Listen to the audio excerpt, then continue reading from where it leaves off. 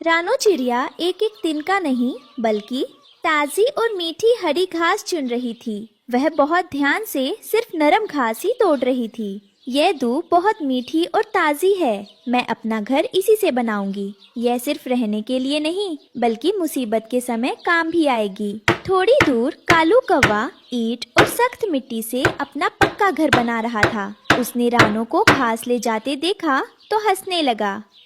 अरे रानो बहन, आप कितनी बड़ी बेवकूफ हैं। ये घास का घर तो एक हवा के झोंके में उड़ जाएगा। देखिए मेरा घर। दोस्तों, ये रहे हमारी आज की वीडियो के प्यारे सब्सक्राइबर्स और फॉलोअर्स के नाम।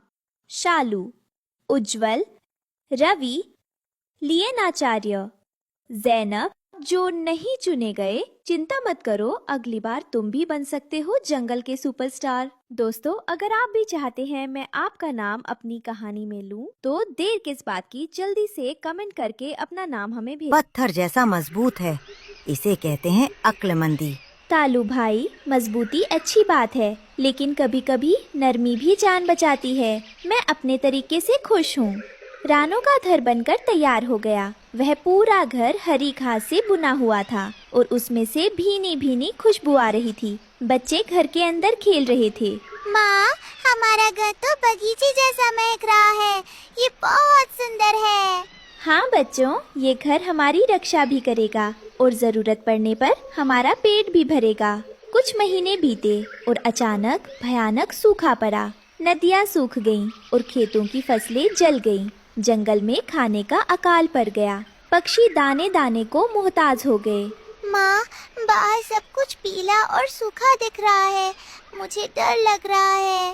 रानो खाना ढूंढने के लिए अनाज के गोदाम तक गई, लेकिन वहाँ सिर्फ धूल थी। उसे एक भी दाना नहीं मिला। वह खाली हाथ और भरी आंखों के साथ वापस लौटी। हे भगवान, अब मैं बच्चों को क्या खिलाऊंगी? पूरा जंगल खाली हो चुका है। रानो कालू के पत्थर वाले घर के पास से गुजरी। कालू अपने मजबूत घर के बाहर बैठा पेट पकड़कर रो रहा था। मेरा घर तो बहुत मजबूत है, आंधी तूफान से बचा सकता है, लेकिन भूख से नहीं। मैं इन पत्थरों को तो नहीं खा सकता ना। काश मेरे पास भी कुछ खाने को होता। भूख से पागल होकर कालू ने सोचा कि शायद उसकी लकड़ी की चौखट में कुछ स्वाद हो। उसने जोर से लकड़ी के दरवाजे पर चोंच मारी। खट!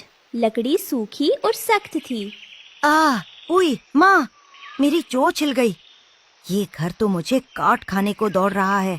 रानो का घर खाना बन गया और मेरा घर मेरा दुश्मन बन गया। कालू दर्द से तड़प रहा था, लेकिन उसकी भूख शांत नहीं हुई। उसे अपनी गलती का गहरा एहसास हो रहा था। रात हो गई थी। रानो के घर में बच्चे भूख से तड़प रहे थे। माँ, पेट में बहुत दर्द हो रहा है। कुछ खाने को दीजिए ना। क्या हम भूखे मर जाएंगे? नहीं मेरे बच्चों, मैंने ये घर इसी दिन के लिए बनाया था। आज ये छत हमें धूप से नहीं भूख से बचाएगी। रानो घर के बाहर आई। उसने अपनी बनाई हुई सुंदर दीवार को देखा। उसकी आंखों में आंसू थे। माफ करना मेरे प्यारे घर, मैंने तुम्हें बहुत प्यार से बनाया था, लेकिन आज मुझे तुम्हें तोड़ना होगा। मेरे बच्चों की जान तुमसे ज्यादा कीमती है।